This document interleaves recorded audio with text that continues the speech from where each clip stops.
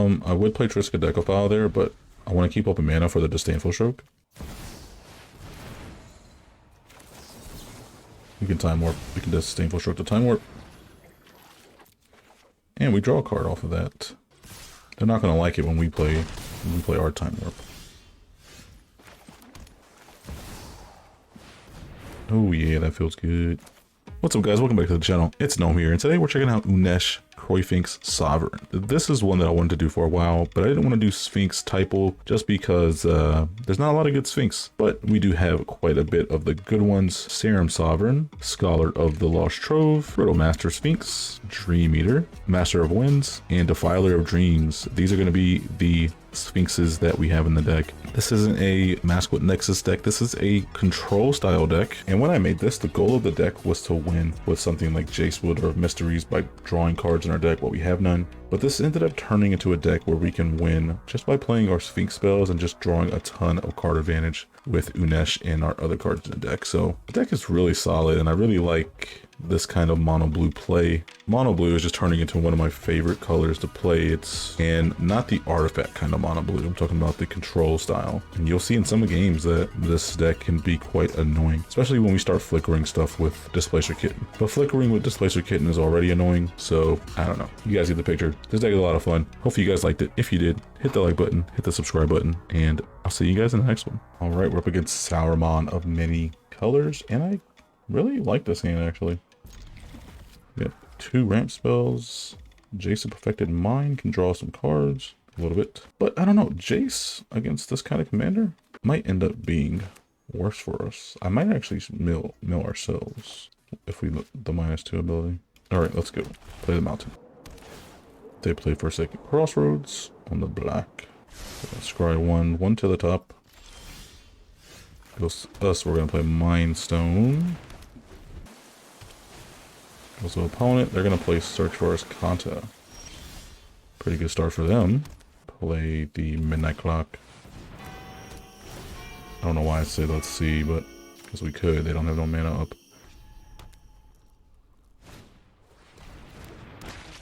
Shambling Ghast.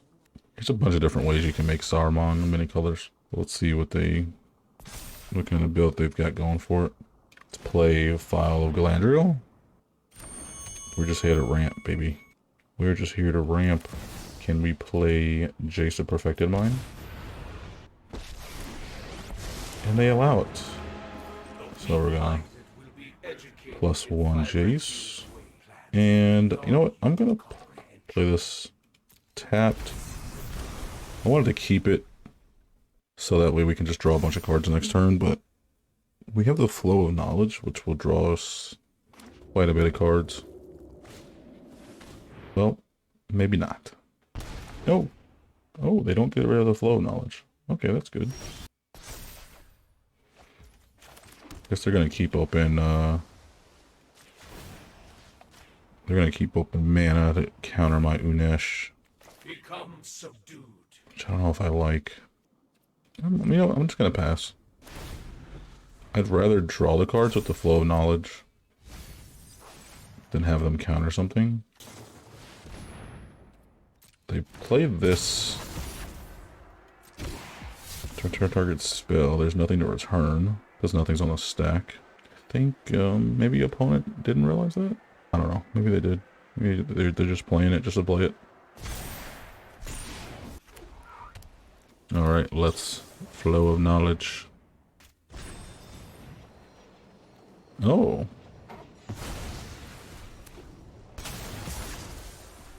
My bad. My bad. I misinterpreted his moves. Well, at least we don't lose. At least he doesn't counter it. I guess that's a good thing. It's gonna go to us, and we're gonna +1 Jace. Secure Interceptor. Gets 0-1. You know what? I'm gonna play Unesh now. Let's see what they give us. They don't know that we don't have land in our hand. It's always a tough choice choosing what to give your opponent. They don't want us to have the Aspher Toad. I think I'll choose this.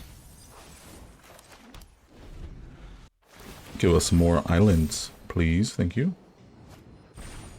So they can ephemerate the Obscure Interceptor, so it's not a 0-1 anymore. But I guess there's no point.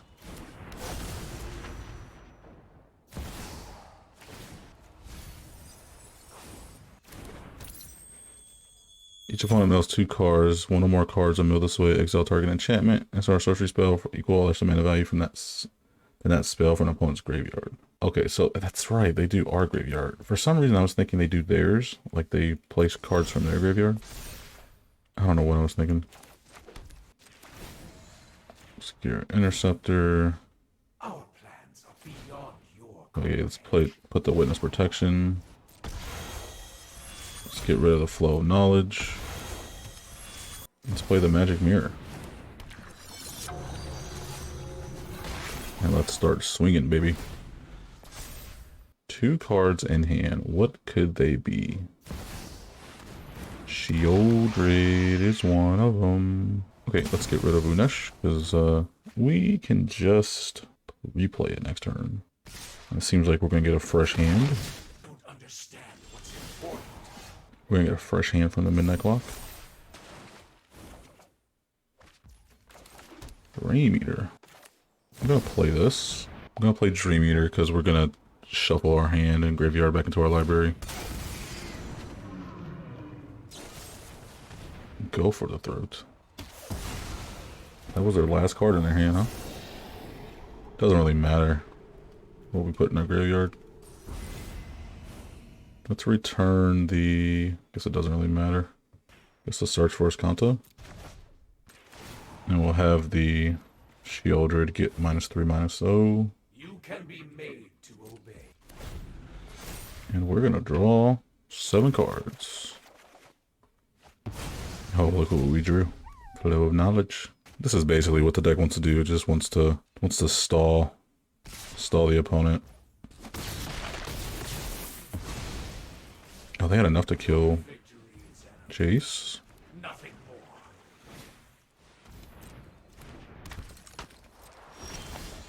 more. Alright. We're gonna draw a lot of cards with that Magic Mirror. Alright, let's play Unesh. We're gonna have to discard, I think. Oh wait, no, we have no maximum hand size of the Magic Mirror, thank you. Ooh, what are they gonna choose out of that? So, it's so scary facing something like Unesh, because the amount of cards that I have in hand, plus the cards that you're about to give me, you're staring that down, I kind of feel overwhelmed, honestly. I will choose this pile, thank you. And then I will play the Defiler of Dreams. Now choose again, please. Whatever pile he chooses, whatever pile he puts Jason, that's the pile I'm taking. It kind of sucks when your commander isn't even in play. So, I mean, yeah, Witness Protection on a commander is kind of feels bad. Jace, baby. They have 5 cards in the graveyard. Oh, they decide to keep it, so it must be something good. Get rid of our commander. Okay, well, that was great. That was a good showing of the deck, showing you exactly what the deck wants to do. We could have just, we actually didn't have a way to get rid of the Hostage Taker. Actually, we could have bounced it and then held up mana with for the Disdainful Stroke. No big deal. GG's. Opponent goes first. We're up against Hilda. I think I can dig this. Actually, no. Let's mulligan. I think we got a free mulligan for a reason. Okay, let's keep this. We have our next 4 land drops, which is great. Great thing about our deck is that we really don't want to play any creatures. So they're just going to say go. Can we play Reverse Deck Study? Probably gets countered. Oh. Oh. They just play the Brazen Borrower like that? They don't even worry about returning it to our hand? Sure, we'll take some card draw. Guess they're going for a wide board state strategy with the Hilda there. So we can counter something with Thassa's Intervention.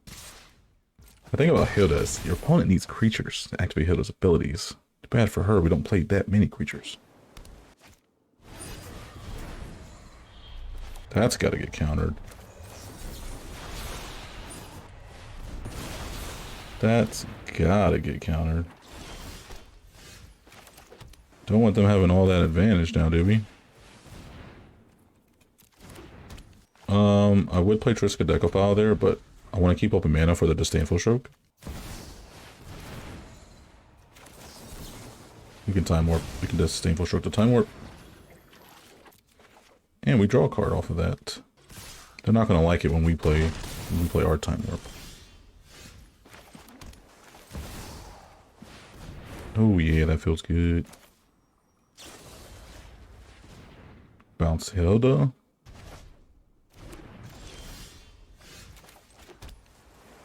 And we're going to play Unesh. Now we have creatures that they can tap.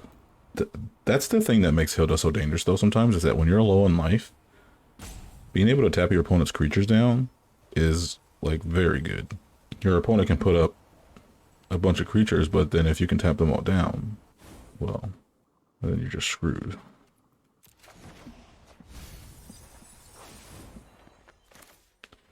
And let's play Triskaidekaphile for the fun of it. So now he knows he has to watch out for this, because we can just make Hilda lose all its abilities. So they're going to put a stun counter on Unesh, plunge into winter, tap with one target creature. Oh, scry one, then draw a card, so no stun counter actually. Let's throw these on this side so we know what they can see and what they can't. Hold up mana. Very interesting they hold up mana. Let's play the Scholar. I mean, they probably counter it, but it's really no big deal. Oh, they don't counter it. Alright, let's play the Time Warp for free. And choose the cards you want me to have, friend. Oh, it's 3 islands and a commit. You know what? I'll take this. Put the lands in the graveyard. So he doesn't counter anything. Actually, let's keep that back. And let us draw a card with Triskaidekaphile's ability. Dream Eater. I can flash that in, so that's what I'm going to do. We have plenty of ways to deal with our opponent's things. I don't want to bounce the Brazen Borrower back to their hand. And all our things are tapped now, so them playing Hilda and trying to tap our things down for value is just not going to work. Yeah, I mean, we're low on life, but they're also kind of struggling too. We played Dream Eater. They have to give us some cards. We're not going to return Brazen Borrower back to the hand though, because Dream Eater is a May ability. Paramonicon, negate, imprison the moon. Let's get the Paramonicon stuff. Mystic Subduo, Omen of the Sea, land. Orange Epiphany. We'll decline. If he doesn't do anything, that's just game. So let's see if he's going to make a move. He doesn't have double white, so Settle the Wreckage isn't an option.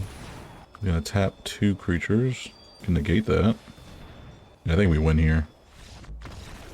Yeah, we just negate that. If he had something else, we also could have committed whatever else they played.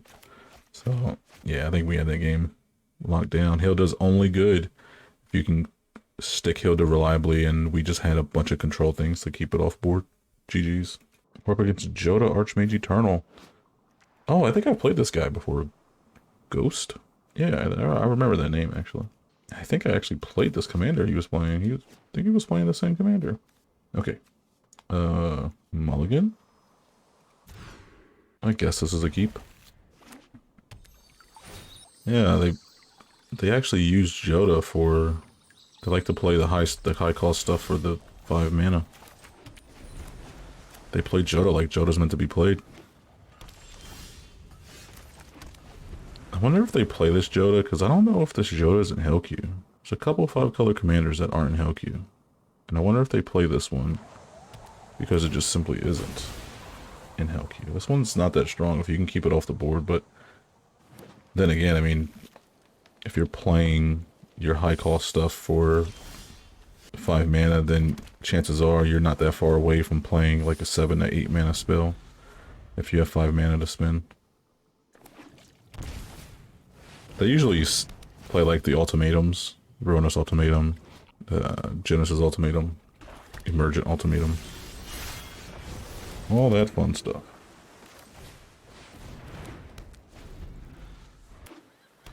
See, like, they already have 7 mana, so, like, you really don't even need to play Joda. You can play your big spells. Ah, Golos. It's already here. Oh, there's a World Tree, so now he can play whatever he wants.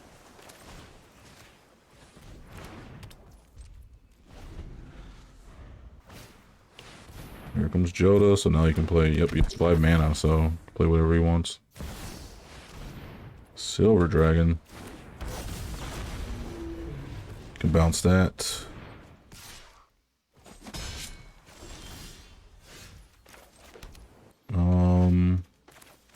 Let's play Riddlemaster Sphinx. Bounce the Joda.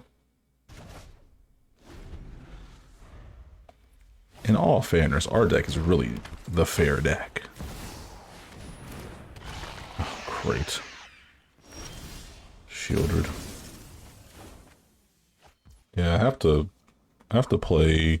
I can't play Unesh. Unesh just dies to Shieldred's ability. So I guess we play Tamio's Completion on there, and we'll just play this tapped. As much as I wanted to draw some cards off of that, it's not looking too good for us, I'll tell you that. There's Gwenna. Hellish Norn, Lord.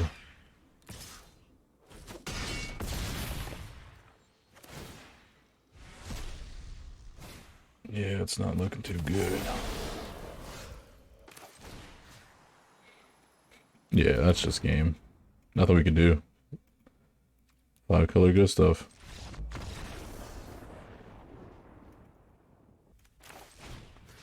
So that's what we're gonna do. Bounce this, and bounce this. Play the Displacer Kitten. We're gonna swing. And we're gonna Witness Protection the Catilda. So we can flicker our Unesh. Choose opponent. Mystic Subdual, Seagate Restoration, Narset Reversal, Spreading Seas. I think I take this one. Get the Mystic Subdual and Seagate Restoration. We're gonna pass the turn. He knows we have this at flash speed now, so let's counter that. Flicker the Unesh, and he does not want any part of that. I would think the Chulane player would stay in the game and let us do our thing, but Chulane only wants to do Chulane things. So, yeah, GG's. Mom, somebody just followed me.